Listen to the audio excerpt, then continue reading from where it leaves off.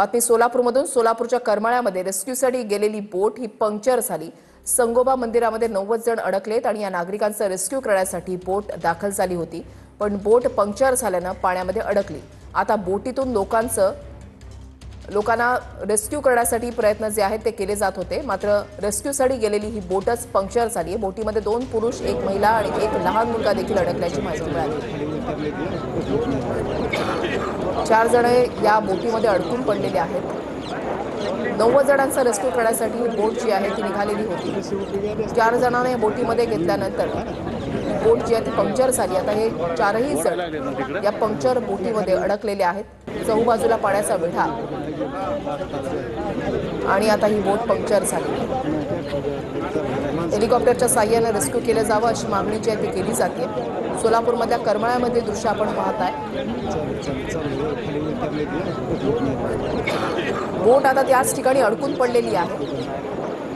बाहेर काढण्यात या बोटीला अडचणी येतात। एनडीआरएफ आणि आर्मीकडून अथक प्रयत्न केले जातात। रेस्क्यू ऑपरेशन राबवलं जात आहे आणि करमाळ्याच्या संगोबा मंदिरामध्ये 90 जण अडकलेले आहेत।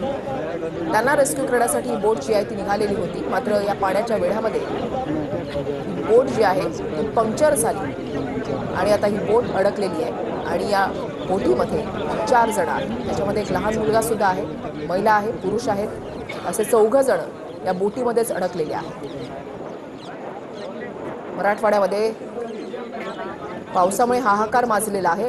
अनेक नदी नाल्यांना पूर आलेला आहे।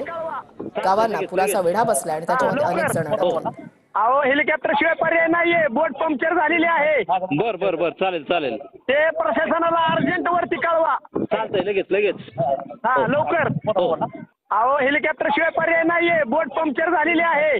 बर चालेल ते प्रशासनाला अर्जंट वरती कळवा। चालतंय, लगेच हा लवकर। अहो हेलिकॉप्टर शिवाय पर्याय नाहीये, बोट पंक्चर झालेली आहे।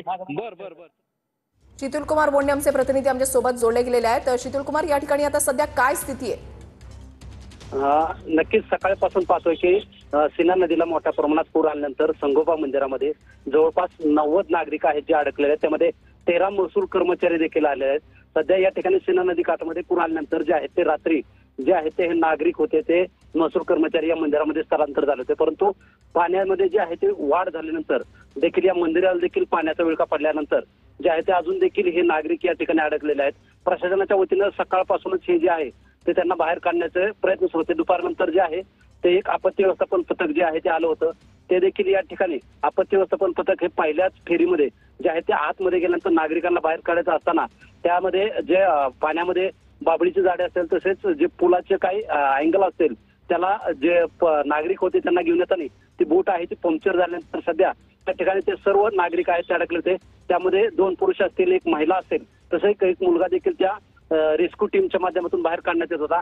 ते देखील बराच वेळ त्या ठिकाणी जे आहेत ते तात्काळल्यानंतर येथील स्थानिक जे नागरिक होते त्या मंदिरामध्ये अडकले त्यांच्या माध्यमातून जे आहे ते जे थर्माकॉलचं एक प्लेट असते त्या प्लेटवरती बसून त्या 2 पुरुष आणि 1 महिला आणि मुलाला देखील या ठिकाणी सध्या मंदिरामध्ये परत नेण्यात आलेला आहे। नक्कीच धन्यवाद शीतल कुमार, तुम्ही दिलेल्या सविस्तर माहितीसाठी।